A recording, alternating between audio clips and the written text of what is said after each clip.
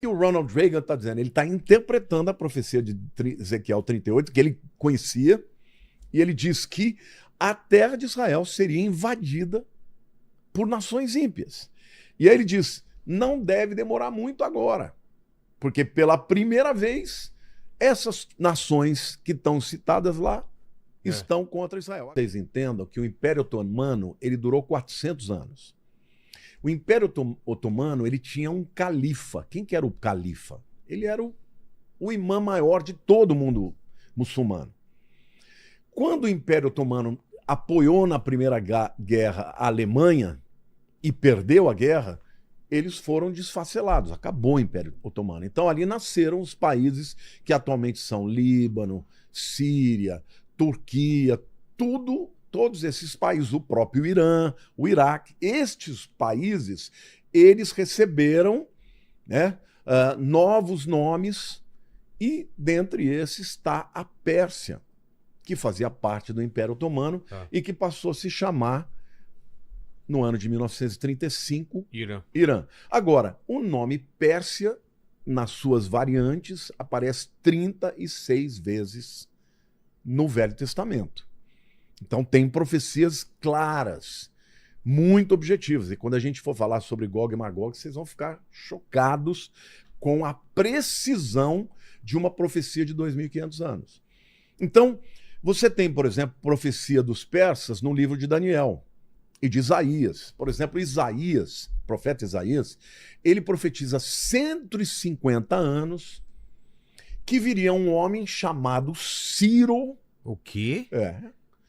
150 anos. Antes dele nascer. Dizendo que o povo de Israel... Olha, para vocês terem uma ideia do que Deus é e do que a Bíblia é... Que doideira. Isaías profetizou entre os anos 730 a.C. e 680 a.C. Isaías profetizou que o povo de Israel, junto com Jeremias também, seria levado cativo pelos babilônios. Agora, quando aconteceu a invasão babilônica? A invasão babilônica com Nabucodonosor teve 3 incursões. A primeira em 605 a.C., a segunda em 596 a.C. e a terceira em 586 a.C. Nessa última... não é o Ciro Gomes, o pessoal tá falando. O pessoal tá falando aqui no chat, é o Ciro Gomes. Não é o Ciro Gomes, tá? É outro Ciro. Mas os babilônios foram liderados por um grande líder chamado Nabucodonosor. Só que Jeremias... muito falado na Bíblia também, né? Muito. Só que Jeremias disse que o povo ia ficar 70 anos. 70 anos cativo e que depois eles seriam libertos. Quem foi o homem que libertou? Foi Ciro, o persa, chamado também de Ciro o Grande. E quando ele fez isso? No ano de 535 a.C. Então, considerando que se Isaías profetizou no ano 680 a.C., 535 está falando de 145 anos. Se for um pouquinho antes, 150 anos. Agora, a Bíblia fala que Deus chama ele pelo nome. Agora, olhe o detalhe da história. Como é que caiu o Império Babilônico? Havia um rei chamado Belsazar, neto de Nabucodonosor, que estava fazendo um banquete, um baile, um bailão de uma semana, enchendo a cara com todos os utensílios do templo que Nabucodonosor tinha roubado. Então os cálices de ouro e tudo, estava enchendo a cara, se prostituindo, e de repente aparece na parede uma inscrição escrita em aramaico. Mene, mene, tekel, uparsim. Eles não entenderam. Escrito em hebraico, aliás, que em aramaico eles entendiam. Aí mandaram chamar Daniel e Daniel falou, olha, foste pesado na balança, foste achado em falta, hoje o teu reino vai sair das tuas mãos. Nesta semana que os caras estavam banqueteando, o Ciro desviou o rio Eufrates, que passava debaixo da Babilônia. E ficou o fosso. E eles entraram e dominaram num dia. Matam o Belsazar e ali eles chegam junto com Dario I, que depois se torna um cara famoso também na história, o pai do Xerxes, né? O Xerxes é aquele do filme 300, lembra? Ele é um rei. Rodrigo Santoro fez, o né? Rodrigo Coloca aí o Santoro. nosso querido Rodrigo Santoro. Que na Bíblia, em português, é chamado de Assuero, mas no hebraico é Ahasverosh. Ah, é? É o mesmo, é o Xerxes. Tá.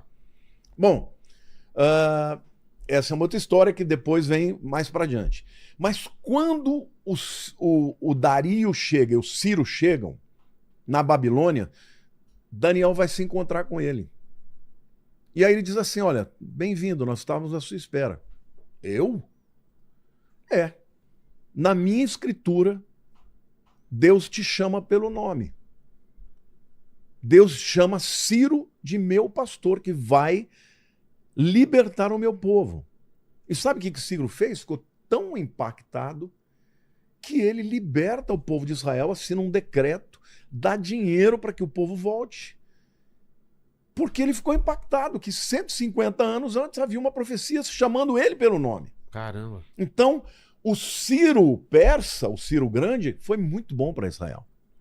Agora, a loucura de tudo isso é que um profeta chamado Ezequiel, que é quem escreveu sobre Gog e Magog, que depois a gente vai falar em seguida, Ezequiel fala de um povo persa, que na época foi maravilhoso para o povo judeu, né? Tanto é que quando o Donald Trump fez o acordo de paz, Abraham transferiu, né, a embaixada americana de Tel Aviv para Jerusalém, cunharam até uma moeda, chamando ele de o Ciro moderno, porque ele estava ajudando o povo de Israel. Então, o povo iraniano, historicamente falando, no passado foi favorável a Israel. Mas Ezequiel profetiza que esse povo que era bom no tempo dele, muitos anos depois, iria invadir Israel e tentar destruir Israel. Então, a profecia que Ezequiel escreveu, que está lá em Ezequiel 38 e 39, é a profecia chamada de Gog e Magog. E antes de alguém dizer que eu estou aqui numa teoria de conspiração,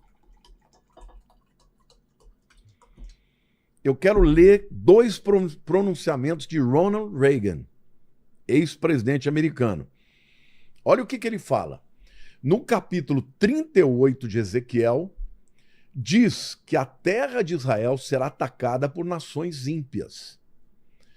Pela primeira vez na história, isso é uma declaração de 1971, tá? Pela primeira vez na história, tudo está no seu lugar. Não deve demorar muito agora.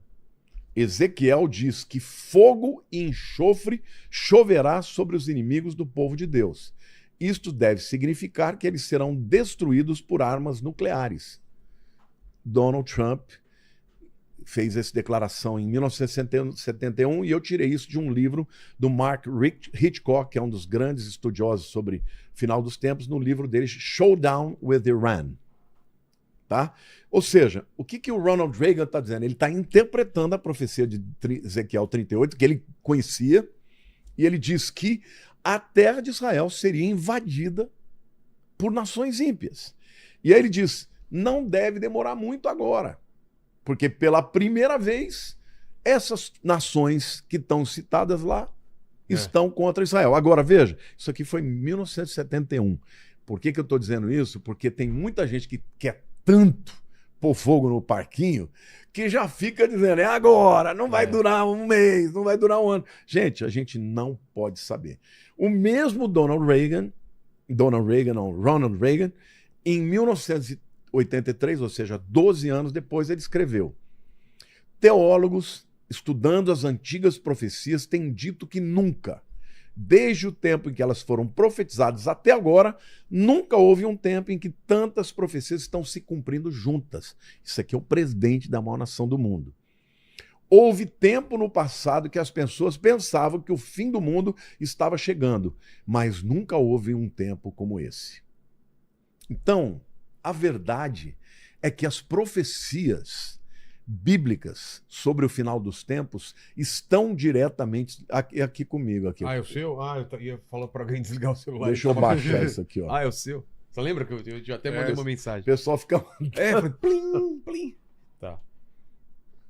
Agora, Jesus também disse que viriam guerras e rumores de guerra antes do fim. Lá em Mateus 24... Para a gente não se enganar, Não né? se enganar. Ele diz, certamente ouvireis falar de guerras e rumores de guerra. É o que nós estamos tendo agora. Vede, não vos assusteis, porque é necessário assim acontecer, mas ainda não é o fim. Porquanto se levantará nação contra nação, reino contra reino, e haverá fomes e terremotos em vários lugares. Ou seja, Jesus está dizendo que enquanto estiver ouvindo falar de guerra, rumor de guerra, não é o fim, é o princípio do fim. Agora, nós vamos depois falar um pouco mais de maneira profunda sobre Ezequiel 38 e 39, mas eu queria tirar algumas conclusões bíblicas para fazer aqui algumas afirmações que, na minha opinião, são corretas aos olhos da Bíblia. Primeiro, eu não acredito que os Estados Unidos vão derrubar o regime e implantar um governo democrático. Porque não querem ou porque não conseguem? Porque não vão conseguir. Porque não vão conseguir. Se você colocar um regime democrático que vai passar a conversar com Estados Unidos e com Israel, como era o tempo do Shah Reza Pahlavi, então eles não vão invadir. E na Bíblia está dizendo que eles vão invadir. E que eles vêm junto com Rússia, que eles vêm junto com Turquia, que eles vêm junto com Síria, que eles vêm junto com Cuxi, que é a Etiópia, com Líbia. Ou seja, Ezequiel 38 dá o nome das nações e diz que eles vão atacar. Então, na minha opinião, essa guerra, tomara que eles consigam destruir as capacidades atômicas do Irã, tomara que eles consigam destruir as cavernas de mísseis interbalísticos, que são aqueles mísseis que vão para a estratosfera e quando chegam, eles chegam com uma velocidade tão grande que, e com tantos mísseis ao mesmo tempo, que nem o domo de ferro consegue segurar. Tanto é que eles já atingiram Tel Aviv, já atingiram Beit Shean, né, que morreram vários judeus, já atingiram Beersheba, que fica no sul. Não tem como segurar mísseis interbalísticos. Por isso que o Target One, o primeiro objetivo dos americanos e judeus, destruir a capacidade atômica. Segundo, destruir as cavernas porque hoje eles sabem que eles têm de 2 a 5 mil mísseis interbalísticos. Dá para fazer muito estrago. Então, eu não acredito que o Irã vai destruir Israel, é a segunda conclusão, com armas atômicas. Eu não acredito que o regime vai cair, mas também não acredito que Israel vai ser atacada por armas atômicas, porque quando você lê as escrituras, parece que quem vai receber armas atômicas é o Irã. Mas não agora, tá? Portanto, o que eu acho do conflito? Depois a gente vai fazer mais algumas tergiversações, algumas reflexões. Eu acho que esse conflito ele vai continuar por um tempo, tá? E depois eles vão chegar naquele tempo que eles vão estar tão extenuados de gastar dinheiro. Vão sentar numa mesa de negociação e... Não abertamente. Claro. Eles não vão nunca sentar perante todo mundo, porque senão os caras falam, bom, morreu todo esse tipo de gente, agora vocês sentam para conversar? Mas vai ter um acordo. Por que eles vão usar de interlocutores dos dois. Catar, por exemplo. O Catar sempre teve ligado ao Irã.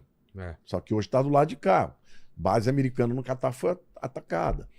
Catar e outros, o próprio Egito, eles vão sentar e vão conversar e vão encontrar o meio termo. Então, agora, e a profecia de Gog e Magog? A profecia de Gog e Magog mostra que o ataque desta coalizão, quando você ouvir falar de Gog e Magog, para quem já é estudioso da Bíblia, já sabe que Gog e Magog é uma coalizão de nações liderada pela Rússia e pela Pérsia, que é o Irã. Tá? A gente vai depois falar sobre isso. Mas como é que esse ataque vai acontecer? Esse ataque vai acontecer num tempo de paz, quando Israel não estiver esperando. Então essa coalizão de inimigos vai invadir Israel. E o final disso é que não vai ser os Estados Unidos que vão salvar Israel. Vai ser o próprio Deus. Mas eu vou ler para vocês, bem devagar, explicando para vocês, Ezequiel 38, de 14 a 23. Deus fala assim, portanto, ó filho do homem, está falando com Ezequiel, profetiza e dize a Gog. Gog é um ser humano, tá? É o líder da Rússia. Depois eu vou explicar por quê. Assim diz o Senhor Deus: acaso naquele dia, quando o meu povo de Israel habitar seguro, você não saberá? Tá vendo? O povo está seguro. Você virá do teu lugar, do lado do norte. Se você fizer uma linha de Jerusalém para o norte, você dá em Moscou. Tu e muitos povos contigo, montados todos a cavalo, grande multidão e poderoso exército, subirás contra o meu povo de Israel, como nuvem para cobrir a terra. Nos últimos dias, hei de te trazer contra a minha terra. Deus está falando, sou eu que vou te trazer, não é você que vai escolher. Por isso, não é que eles vão decidir, não. Quando Deus quiser fazer isso, ele vai fazer para glorificar o seu próprio nome. Ele diz assim, ó: nos últimos dias eu hei de te trazer contra a minha terra para que as nações me conheçam a mim. Quando eu tiver vindicado a minha santidade em ti, ó Gog, perante elas. Assim diz o Senhor, Deus, não é você de quem eu disse nos dias antigos, por intermédio dos meus servos, profetas de Israel, os quais então profetizaram durante anos que te faria vir contra eles. Naquele dia, quando vier Gog contra a terra de Israel, diz o Senhor Deus, a minha indignação será muito grande. Pois no meu zelo, no brasume do meu furor, disse que naquele dia será fortemente sacudida a terra de Israel. Há terremotos terríveis. De tal sorte que os peixes do mar e as aves dos céus e os animais do campo e todos os répteis que se arrastam sobre a terra e todos os homens que estão sobre a face da terra tremerão diante de ti, na minha presença. Os montes cairão abaixo, os precipícios se desfarão e todos os muros desabarão por terra. Ou seja, quando eles estiverem invadindo a terra, vai vir um terremoto como nunca houve. E eu não sei se você sabe, né? Mas Israel está no meio daquela fenda ciro-africana que divide o lado duas ocidental placas. do oriental, que divide o lado Placa da África do lado da Duas Ásia. placas tectônicas. Se você pegar, né, o mapa de Às vezes Israel, você acha isso. Deve ter, né? você pega o mapa de Israel, você vai ver que o Rio Jordão, ele está bem no meio dessa fenda.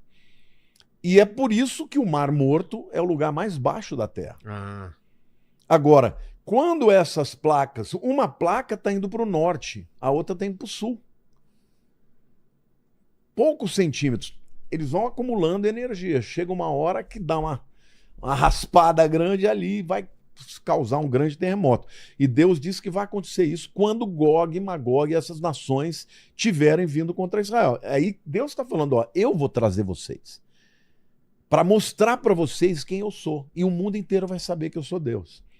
Aí ele diz, contenderei por meio da peste, tá? Vai ter algum tipo de pandemia junto, do sangue, chuva inundante, grandes pedras de saraiva, isso pode ser chuva de meteorito, mas pode ser também explosão de vulcões, porque quando mexem, né, as placas tectônicas mexem com todo o magma, isso pode gerar vulcões cuspindo, né? Muita lava que se pedrifica e aí por diante vem como pedras também. Fogo e enxofre farei cair sobre ele, sobre as suas tropas e sobre os muitos povos que estiverem com ele. Assim eu me engrandecerei, vindicarei a minha santidade e me darei a conhecer aos olhos de muitas nações e saberão que eu sou o Senhor.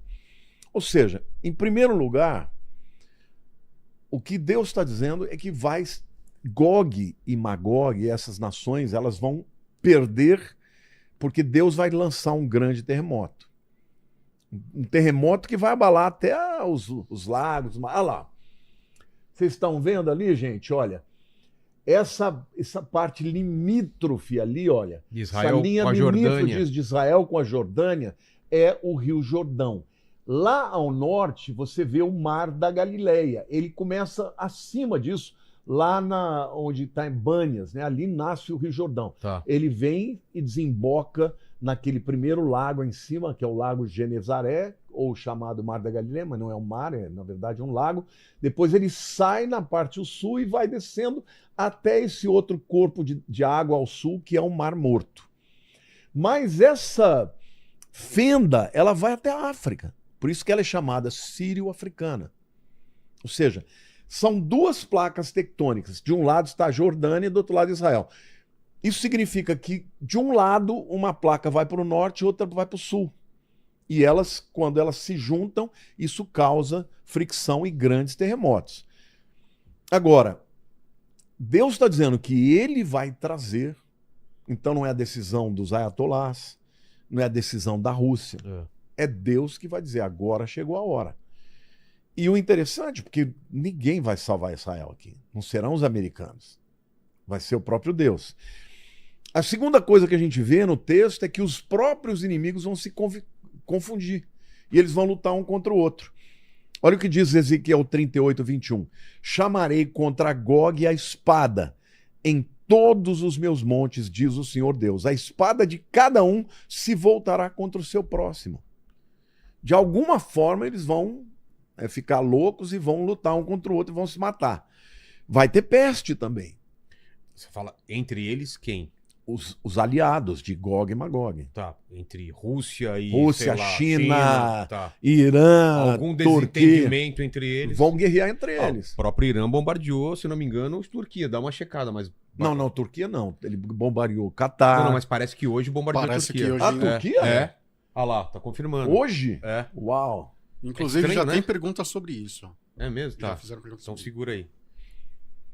Ele está falando que vai contender por meio da peste e do sangue. Isso aqui é uma coisa... Peste, tudo bem. E o sangue? Será que Pandemia? não é? Será que não é uma doença que vai ser transmitida pelo sangue? Tá. Chuva O que afeta o sangue, né? O que afeta o sangue se transmite pelo sangue. Não é? Fogo, aqui ó, grandes pedras de saraiva, fogo e enxofre, farei cair sobre eles. Alguns aqui afirmam que aqui é bomba nuclear. O próprio Ronald Reagan, quando ele citou essa profecia, ele disse, quem vai ser destruído por bomba nuclear é o Irã, é Gog e Magog. Tá. Entendeu? Mas vai ter chuvas torrenciais. E isso também é muito característico da região. Você sabe que quando em Israel chove muito no norte, se a pessoa está lá no deserto... Nossa, ainda tem aquelas correntes Sim, de água são poderosíssimas. poderosos E é de repente, né? mata, porque imagina, você sai do norte a... Você viu, né, pastor? Você anda, você vê o caminho das águas, né? Sim, Os sulcos, total, né? são os vadis, né? Só que é um deserto. Você não imagina que passa água lá, né? Não, por quê? Porque aqueles são os rios intermitentes. Tá. No verão, Mas tem uma época certa, é isso? na época das chuvas. Cara, que incrível. Entendeu? Quando chove muito, eu vi isso em Israel. Você viu? Eu vi lá no norte. Nós fomos passar por uma estrada, tinha assim uma avalanche de água de mais ou menos uns 5 metros. Forte. Atravessando, nós podíamos esperar. Não podia passar adiante. O guia na época, o Ariel, que é muito meu amigo, ele estava exultante. Ele falou, gente, isso aqui é uma coisa maravilhosa, isso aqui vai encher o Mar da Galileia de água. Vocês não sabem que isso aqui é maravilhoso. Começou a falar e a gente celebrou com ele, né? Mas, agora imagine, você tem o norte de Israel, vamos pensar ali na região do Monte Hermon, onde nasce o Jordão, 1.200 metros acima do nível do mar. Aí você vai para o Mar Morto, 430 metros abaixo do nível do mar. Em poucos quilômetros, eu diria aí em 400 quilômetros, você desce 1.600 metros essa água vindo. Com a Vindo por meio das montanhas. A velocidade que pega, né? Chega e invade. Você tem vídeos na internet, por exemplo, de um ônibus escolar com crianças que foi completamente, sabe, inundado, arrastado por essas correntes que vêm do nada de uma vez. Então, Deus fala que essas chuvas torrenciais, pedras com saraivas, fogo e enxofre, alguns afirmam categoricamente que é bomba nuclear.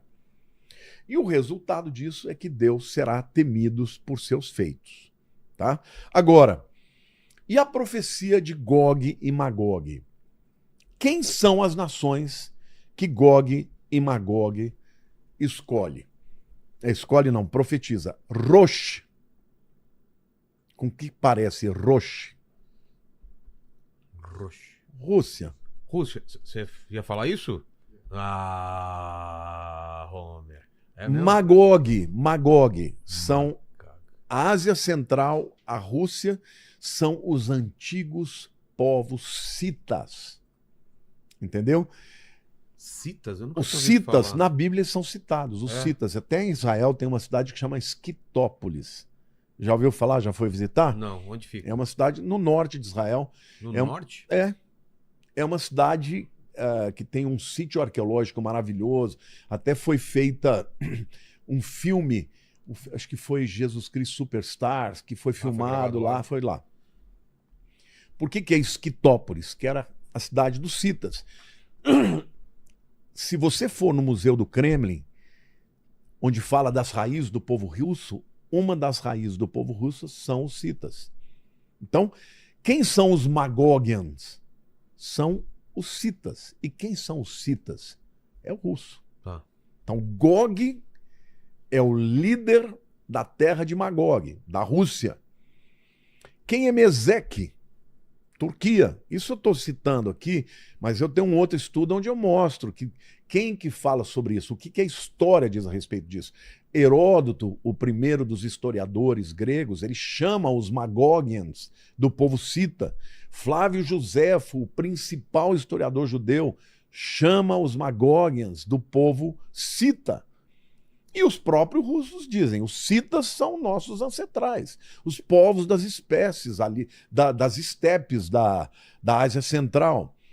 Então, quem é Tubal? Turquia, mas também sul da Rússia, Irã. Pérsia, quem é Pérsia? É o Irã.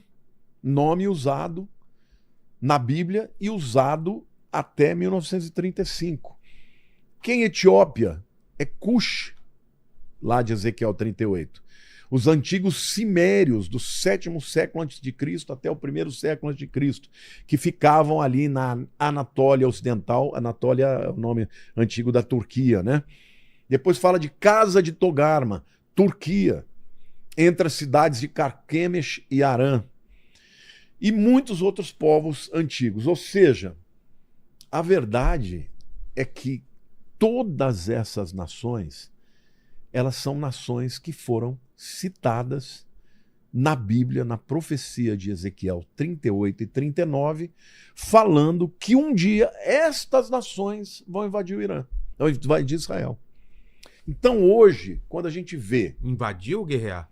Vão invadir, inclusive terrestre. Tá, incursão terrestre. Aqui fala de cavalos e tal, a gente sabe que isso é metafórico, Claro. porque Era o que tinha naquele na época, tempo né? é o que tinha. O cara ia falar tanque, né? Ele viu, ele não entende tudo que ele viu, né? Então ele cita alguma coisa semelhante à época. Agora, isso vai acontecer em algum tempo. Ah, pastor, você está querendo que Israel seja invadido? Não, meu querido. Eu sou um dos maiores defensores de Israel. Agora, se você entender tudo que eu falo, você vai entender que Israel não vai ser obliterada, que Israel não vai ser destruída, porque Israel é a menina dos olhos de Deus. Israel é a nação que Deus protege.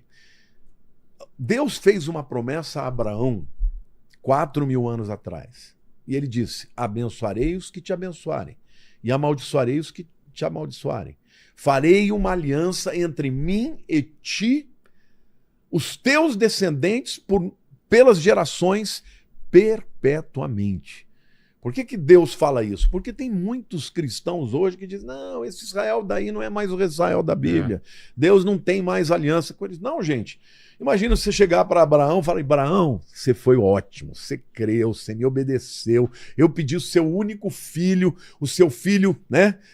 Que você tanto ama, você entregou ele para mim, então por causa disso eu vou te abençoar muito, mas o meu compromisso vai ser só com seus descendentes espirituais. Os teus descendentes físicos, eu não tenho mais nada com eles, porque eles vão me rejeitar.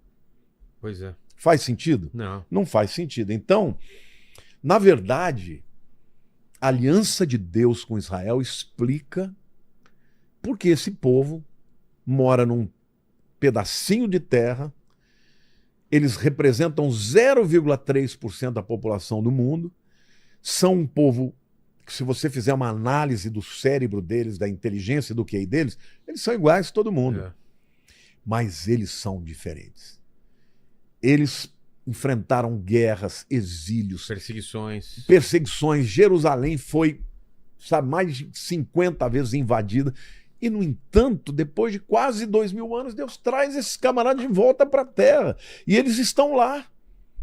E o próprio Ezequiel falou, no capítulo 36, que ele traria pessoas, os judeus de todos os lugares do mundo, de volta para sua terra. No 37, ele fala do Holocausto, o Vale dos Ossos Secos. E no 38, ele fala dessa invasão de guerra de Gog e Magog. Então, nós estamos vivendo hoje este tempo de preâmbulo. O tabuleiro está montado. Eu diria que o cenário já está pronto. E vai acontecer algum dia, mas eu não acho que seja agora.